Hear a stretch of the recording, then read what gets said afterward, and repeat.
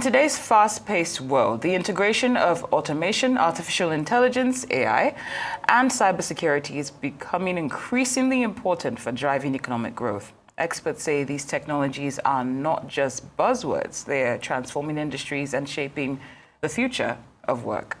Automation and AI are making significant strides in sectors like manufacturing, finance, and supply chains. For example, predictive maintenance powered by AI can significantly reduce downtime in manufacturing plants.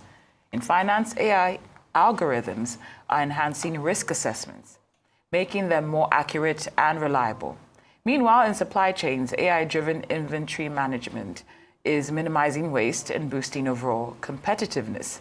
Cybersecurity is another critical component of this technological revolution. As businesses become more digital, the need to protect against cyber threats and safeguard intellectual property has never been more urgent. Well, founder and principal architect ICIT Solutions, Kamar Oyenuga, joins us now for a chat on how to leverage automation, AI, and cybersecurity to improve national productivity and economic growth. Good afternoon. Many thanks for joining us here. Good afternoon. Great. Now, despite having Africa's largest economy, our productivity per capita remains low. Now, which specific automation technologies could deliver the fastest productivity gains across our key sectors? I'll put it like this. Our businesses are competing against the global market. If our small businesses aren't leveraging AI and automation, the rest of the world is, and they'll be eating our lunches. So the goal is to try to get these tools, which are now ubiquitous. I mean, they're very accessible to the small business all the way down to the MSMEs, and educating our MSMEs on how to leverage this affordable technology to actually help them do more with less. So the more they do, the less the advantage, the less competitive advantage that the other global economies are actually going to have against ours, which will actually help boost our economy. So looking at the AI world, there have been calls and concerns about having an AI world without borders, calls for regulations, concerns about privacy, concerns about cyberbullying and all of that. Now, recently there was a lawsuit about an American woman who said her son, 14-year-old son, got obsessed with an AI character and then he committed suicide. These are some of the issues that has come with the adoption of AI. How do you think all of these challenges can be tackled while adopting or presenting AI to communities and people who are yet to adopt it? I still think it still boils down to education, because we need to take those lessons learned and apply them to the current AI environments to make sure that we are protecting for the future. I understand that whenever you have new innovation, there's always going to be challenges, and we always will have to just learn from those challenges and move forward. But we cannot say because we're going to have challenges, we can keep pushing forward and pushing the boundaries of technology and innovation.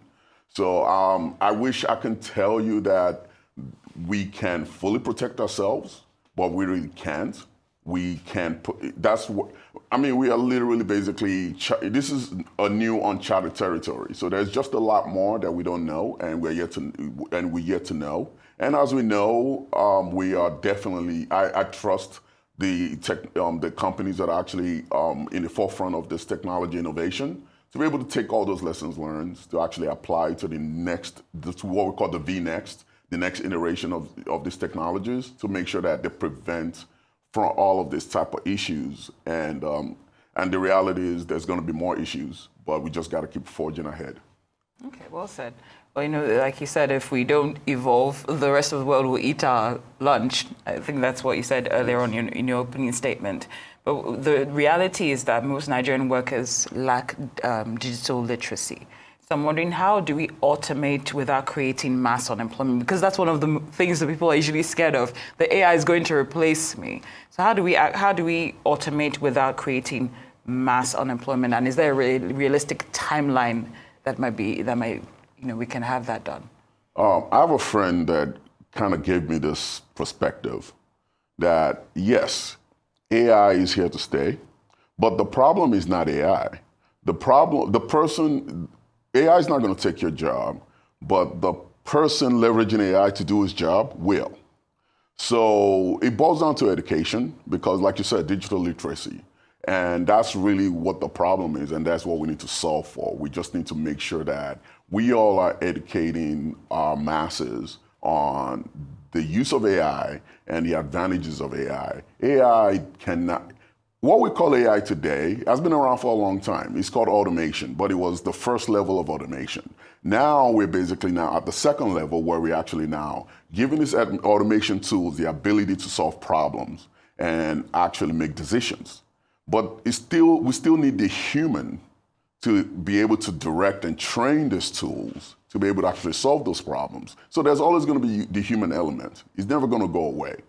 But if I'm a business and I have an individual who is digitally literate and is able to actually use AI to basically allow us to do more with less, and I have a person that might be very good at their job but doesn't really have those AI skills, I'm always going to go with the first resume or the first CV. And I think that's actually the education that we need to really get to the masses now, that you need to upskill and make sure that AI is part of your upskill curriculum, because we can't be stagnant. We just have to basically move to the V next. So in practical terms, how can SMEs, small-scale businesses in Nigeria or similar economies adopt automation without incurring prohibitive costs? Oh, I mean, we do this all the time at ICIT.ng. We help small businesses adopt AI at a very affordable cost. And I mean, we have this conversation all the time with our customer base. Oh, this is too expensive. I'm just an MSME, I'm an SME. But there's so many platforms out there that has made this very ubiquitous, very affordable and accessible. And Microsoft, for example, we're a Microsoft partner in Nigeria, and we help a lot of businesses from your big organizations to your small one-man band, law firm, or any kind of organization to actually allow for them to use Microsoft tools to automate their processes. Because at the end of the day, it's all about automating repetitive tasks that you don't have to do so that you can focus on bigger and better things to grow your business. And that's where automation and AI shines, and it's very affordable. I mean, I've seen AI businesses leverage AI tools for about 10, 15,000 naira a month. Just a one-man, retailer that basically retails out of his flat on a website and leveraging Microsoft technologies to do it. And it's not just Microsoft. There are other tools out there that you can really easily leverage, easy to use, easy to manage, and it comes within the full, the price that a small business can afford. I mean, with the economy in Nigeria right now, I don't think you can afford to basically hire an employee that works 24/7, doesn't call in sick, for about 20,000 naira a month. I mean, and that's what you get with an AI agent. With a lot of companies out there, they've actually made it very affordable. They're actually giving these tools to the small business so that they can have the ability to compete with the giants of their industry. Well said. I know throughout this conversation, I think you've focused more on SMEs and MSMEs, but are you considering digital transformation in public service? That's a premise for my question. Yes, it's definitely something we look at, and it's definitely a necessity for the public sectors to also innovate. Now, based on what you just said, how do you plan to go through the government agencies that still operate manually and seem committed to what the ways they've always done things? How do you overcome bureaucratic inertia to implement digital transformation in the public service? I mean, this is a worldwide phenomenon, by the way. I was an advisor to the United States White House Business Council back during the Obama administration, and we were having the same conversation. And they had the same resistance because bureaucracy always is very, very resistant to change. And I'm having the same conversations with some government agencies in Nigeria as well. And I can say I have to give this administration credit. They are actually forward-looking. The Peabody administration has actually been looking into technology in various ways, and I think they actually have a lot of plans to invest in the public sector and actually leverage technology to be able to deliver services to the masses, to the public. And we'll see how it goes, because at the end of the day, it's still a government bureaucracy. It doesn't change easy. It's a big Titanic that doesn't move out the way of the iceberg, easily. But we all learned the lesson, right? If you don't move out the way of the iceberg, it's gonna pretty much end up crushing you. So and I can say with confidence that I really feel that this administration is doing just that. All right, let's stay a little bit more there when it comes to deploying AI technologies to running government. How practical, or how do you think AI can help to accelerate decision making, and when it comes to government, education, healthcare, and other sectors in the economy? For instance, recently there is the call for an amendment that's been going on, the amendment of the 1999 Constitution. Also, there's the issue of the budget, that doesn't run during the period which is supposed to run. It's supposed to be a January to December, budget period and all of that. Can AI help in any way to maybe speed up, accelerate all of these decision-making processes? One thing about AI is it has the ability to use historical patterns to predict the future. And when it comes to these kind of conversations, what's the government trying to do? Is to basically plan for the future, right? That's really what a budget is your future initiatives.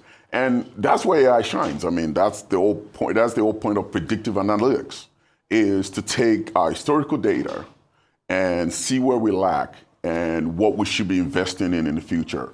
It takes time for individuals to kind of sit down in a committee and try to figure all of this stuff out. But with leveraging AI, it kind of makes the decision easy for the community, because all of the data is already aggregated for them. And it's just a matter of, okay, we need to be invested in this, this, and this. Okay, this is where we're lacking. These are the areas where we're lacking in education. And this is based on other parts of the world. This is how they're actually solving their problem. I mean, ChatGPT pretty much is the knowledge of the entire world, right? On the internet. And leveraging ChatGPT, for example, to actually help identify gaps in technology, education, healthcare, and other government services, and comparing it to how they're solving problem solving for these gaps in the rest of the world. It's basically ChatGPT doing the government homework for it, and it's just a matter of them basically kind of copy-pasting it and turning it in and actually making it applicable to the Nigerian, to the Nigerian society, because every society at the end of the day is different. We can adapt what works. We have to take maybe what works in Belgium or what works in Vietnam and try to basically understand the Nigerian culture and kind of fit it into it. And that's what the committee will be doing if we leverage technology rather than them trying to basically kind of, like they say, kind of cook the stew from scratch. Fantastic. Context is key. Yes. We appreciate your time and insight here on Newsday. Founder and Principal Architect, ICIT Solutions, Kamar Oyenuga. Thank you so much for joining us here. Thank you very much.